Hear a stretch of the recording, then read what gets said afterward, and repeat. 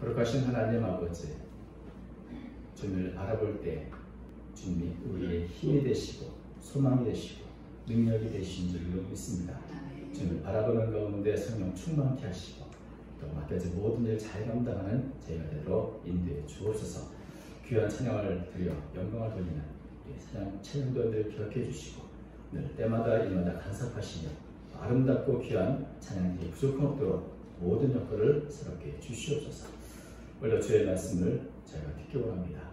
주의 말씀의 거울 앞에 우리 자신을 돌아볼 수 있도록 도와주시고 주님의 사랑을 깊이 깨닫는 한 시간 되게 도와주옵소서. 그래서 예수님 이름으로 기도하옵나이다. 아멘. 최근에 이어령 교수님의 유고집이 발간됐습니다. 그 제목이 눈물 한 방울입니다. 이분께서 죽음을 앞두고 이제 병생이 투병하시면서 나에게 마지막 남은 게 뭐가 있을까? 한참 생각하다 발견한 것이 바로 이 눈물 한 방울이었다. 이렇게 서원에 이렇게 말씀하고 있습니다. 그러면서 자신과 다른 사람을 위해 흘린 눈물만이 우리가 인간이라는 것을 증명해준다. 또 인간을 이해한다는 건 인간이 흘리는 눈물을 이해하는 것이다. 이렇게 또 말씀을 했습니다. 이 눈물, 오늘은 이제 예수님의 눈물을 좀 살펴보려고 합니다. 수필가 피천득 씨의 눈물이라는 이 글을 보면 눈물은 인정의 발로이고 인간미의 상징이다 이렇게 말했는데 그분은 성경에서 가장 아름다운 곳을 말하라면 바로 이런 눈물이 기록된 곳이다 이렇게 기록을 했습니다. 그렇게 또 글을 썼습니다. 성경에 보면 수많은 사람들의 울음, 눈물 기록들이 있습니다. 여러분들은 어떤 눈물, 어떤 울음이 기억이 나십니까? 딱 떠오르는 사람 없습니까? 우리 목사님 혹시 예수님의 눈물 우리 센스가 한나의 눈물로 기도했다. 한나의 또 말하자면 많죠. 너무 많아서 지금 누구를 말할까 이렇게 고민 중에 있으신 것 같은데 닭을 비기 전에 3번 예수님을 부인하고 통곡했던 베드로 눈물도 있고 병이 들어서 벽을 바르며 눈물 날 때 희스기한 눈물도 있고 또 참 자신을 팔았던 형을 총리가 되어 만난 다음에 정말 여러 가지 감정 속에 크게 통곡했던 이 요셉의 눈물도 있습니다. 근데 이 눈물을 보면 참 말로 어떻게 다 표현할 수 없는 것들을 표현하는 방법이 눈물이었던 것이죠. 울음이고 눈물이죠. 그래서 그 눈물마다 저마다의 많은 사연들이 담겨 있습니다.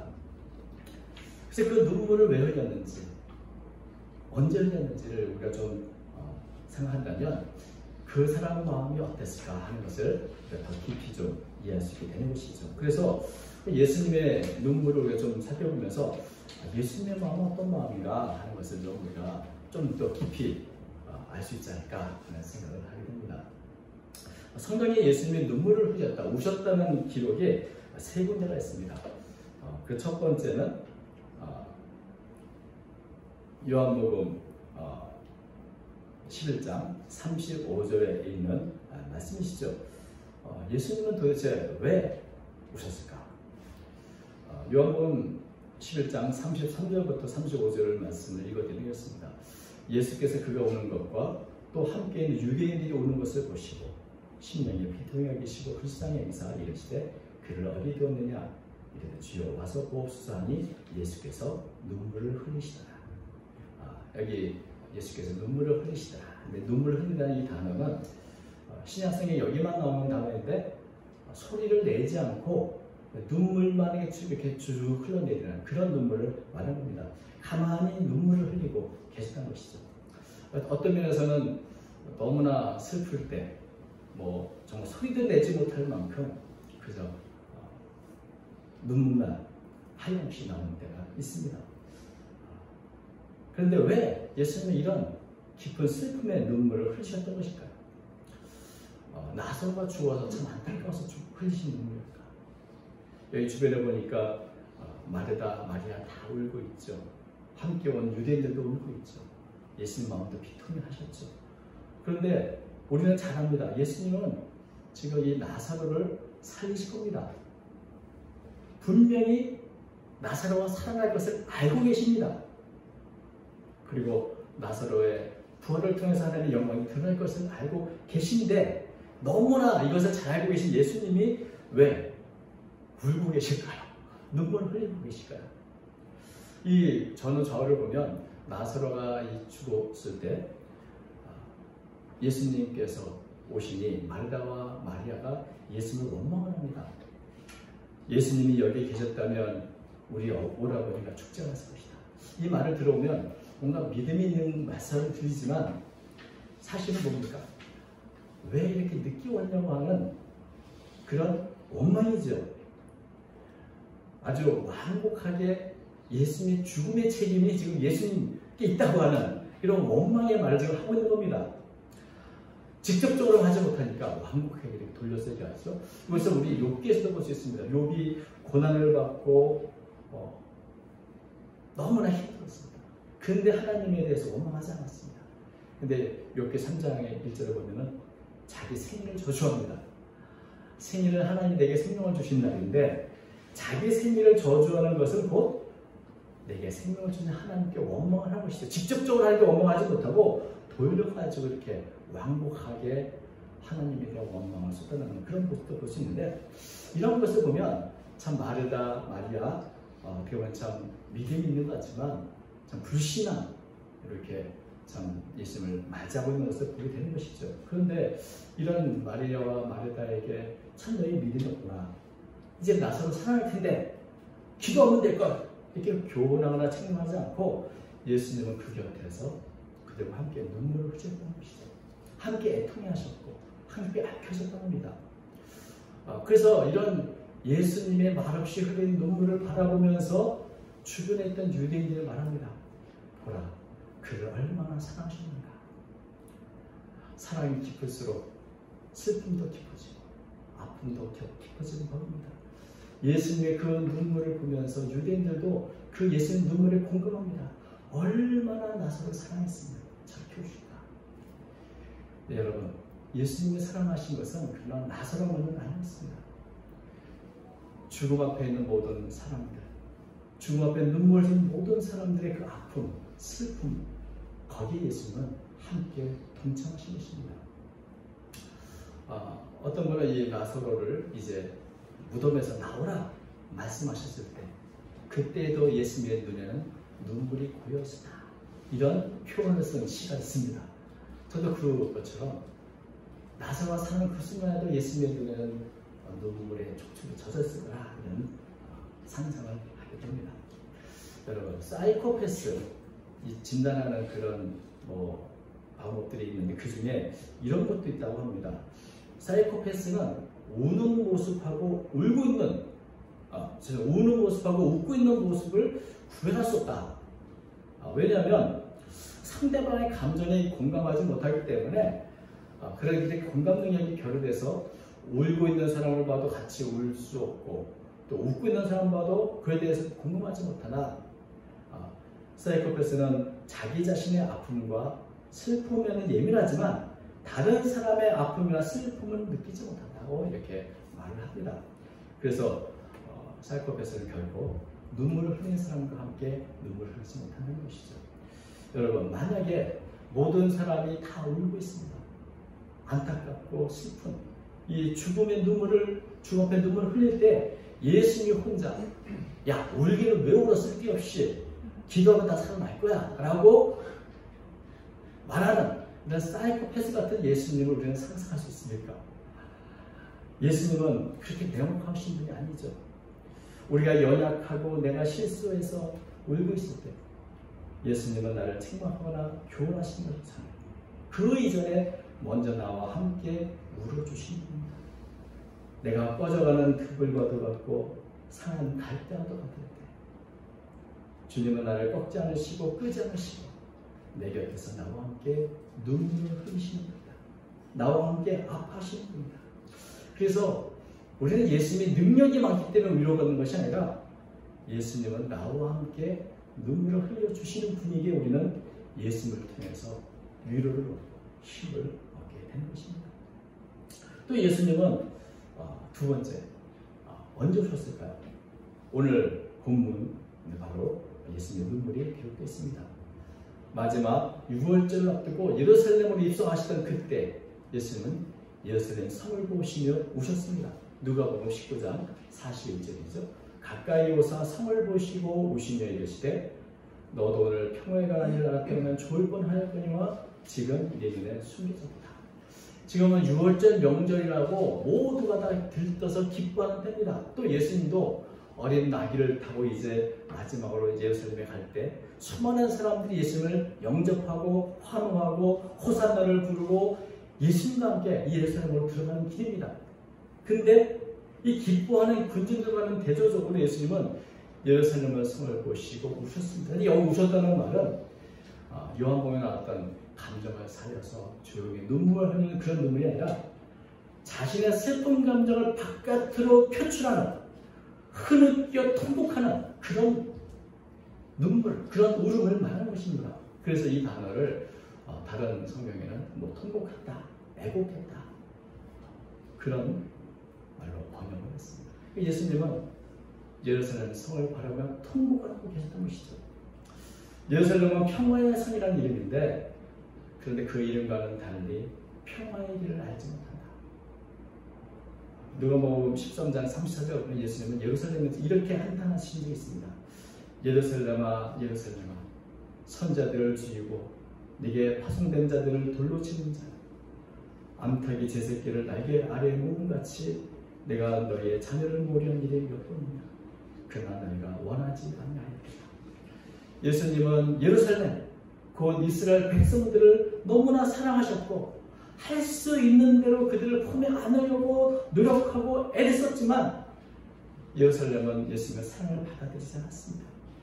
누구보다도 큰 은혜를 받았던 사람이 누구보다도 큰 사랑을 입었던 평화의 도성에 있는 사람들이 예수님을 따르지 않았고 배척했고 거절했습니다. 그리고 그들 스스로 자멸의 길을 택해서 걸어가는 것을 보신 것입니다.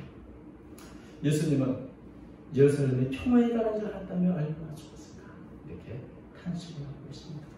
만약에 그들이 평화의 왕으로 오신 예수를 영접했다면 하나님과 여호와는 관계가 회복될 것이고 진정한 구원과 충만한 은혜를 누릴 수 있었을 텐데 그러나 불행하게도 이스라엘 백성들 예루살렘은 이런 하나님의 뜻을 거절했고 철저하게 배척했습니다. 평화의 왕으로 오신 예수님을 십자가에 못 박았습니다.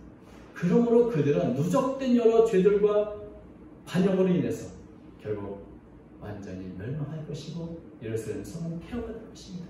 그것을 모든 사람은 참혹한 멸망을 당할 것이다.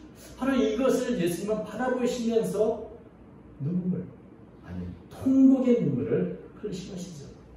앞으로 예루살렘에게 임할 그 무서운 하나님의 진노와 심판을 예수님 눈에 보고 계십니다. 그런데 수많은 군중들은 그것이 보이지 않습니다. 그것이 숨겨져 있습니다. 그래서 그들의 눈에 보이는 것은 축제다, 6월절이다, 즐겁고 희희낙낙거리는 그 명절만을 보며 기뻐할 뿐입니다. 이런 무지한 일을 이렇게 불신으로 멸망당한 일을 보면서 예수님은 통곡하신 것입니다. 예수님은 모든 사람을 사랑하시고 그러기에 모든 사람의 슬픔, 모든 사람의 멸망이고 예수님의 슬픔과 괴로움이 되고 계신 것입니다. 모든 사람들이 이 불행한 멸망을 앞두고 있는데도 그것을 알지 못하고 웃고 즐겨 있을 것을 바라보시 있으면 오히려 더 큰 측량할 수 없는 슬픔으로 통곡하게 하신 것입니다. 어쩌면 이런 예수님의 슬픔이 오늘 우리를 바라보는 모습일지도 모르겠습니다. 그리고 세 번째, 예수님께서 오셨다는 이 기록은 히브리서 5장 7절에 있습니다.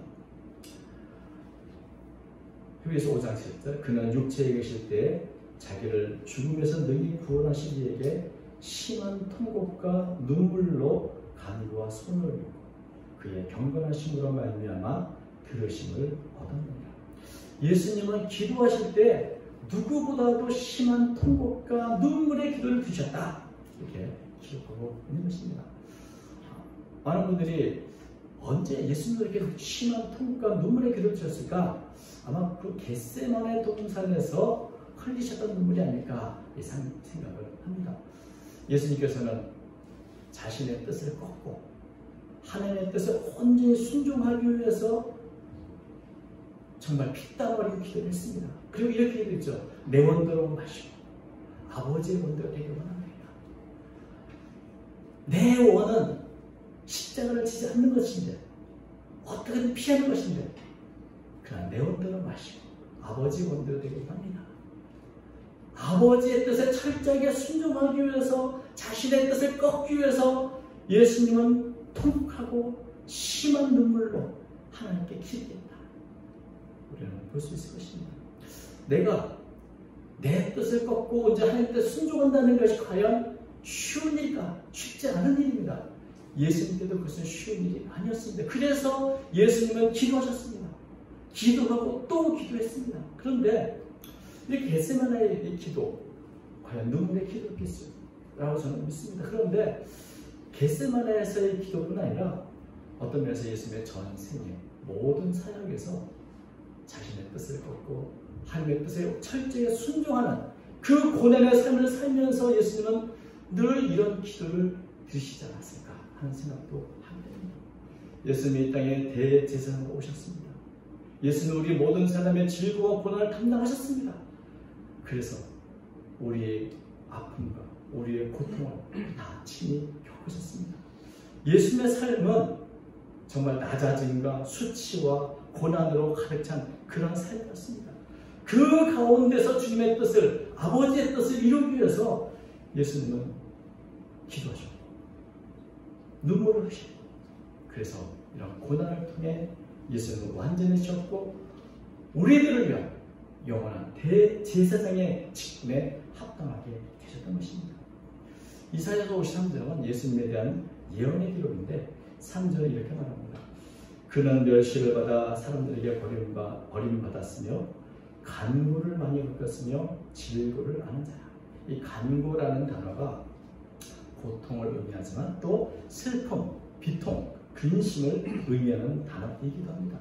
예수님은 고통과 슬픔에 살아났다. 아픔에 살아났다 하는 것이죠. 그래서 예수님은 우는 자가 있을 때 함께 그 슬픔에 공감하시며 함께 오셨고 멸망을 당한 영혼들을 바라보며 통곡하셨고 그리고 아버지의 뜻을 이루기 위해서 늘 눈물의 기도를 올리셨던 그런 것입니다. 그래서 예수님이 흘리셨던 그 보혈, 그 십자가의 보혈은 이렇게 예수님이 흘리신 눈물로 가득했다고 저는 믿습니다. 이런 눈물이 있었기에 예수님의 십자가의 보혈을 예수님은 기꺼이 흘리셨다고 믿습니다. 눈물의 가치는 누구를 위해서 오는가, 왜 오는가, 무엇을 위해 오는가에 따라서 결정이 됩니다. 다른 사람과 함께 오는 눈물, 다른 사람의 영혼을 위해 흘리는 눈물, 그리고 하나님의 뜻을 이루기 위해서 흘리는 눈물이야말로 가장 가치 있고 아름다운 눈물이 아니겠는가 생각을 하게 됩니다.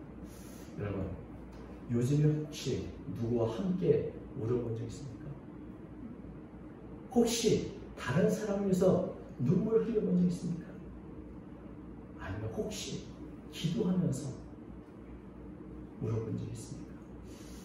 돌아보면 우리의 삶이 너무 각박하다 보니 우리도 점점점 메말라있는 것은 아닌가 하는 생각을 하게 됩니다. 마지막으로 이 무릎 부음이라고 하는 책을 쓴 레오나르도 레이븐힐의 글을 하나 소개하고 마치게 합니다. 우리는 왜 하나님께서 역사하시지 않는가 하고 묻지만 하나님은 어찌하여 너희는 깨어지지 않느냐라고 물으십니다. 또한 우리는 근무당교 하나님의 약속을 태산같이 쌓아놓고 왜 하나님은 우리의 소원을 들어주지 않는가 라고 의아해하지만 하나님은 너희는 왜 순종하지 않는가 하고 물으십니다. 우리는 하나님이 굴복 보시기를 원하지만 하나님은 우리가 통곡하기를 원하시다. 다른 사람의 아픔과 고통을 내 것으로 여기며 함께 오는 사람, 다른 사람의 영혼을 위해서 통곡할 수 있는 사람, 하나님의 뜻을 위해 내 사명을 이루기 위해 눈물로 기도하는 사람, 저와 여러분 모두가 이런 주님의 마음을 품는 그런 삶이 되시길 주의 이름으로 축원합니다. 거룩하신 하나님 아버지,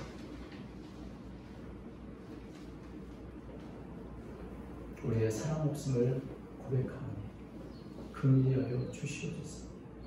예수님의 눈물 통해서 우리의 마음을 변화시켜 주시고,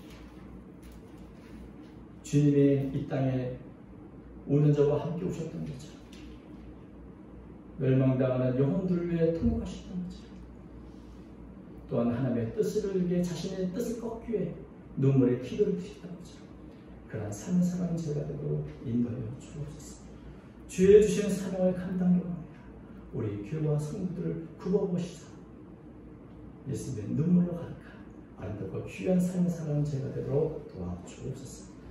예수님의 이름으로 간절히 기도하옵나이다. 아멘.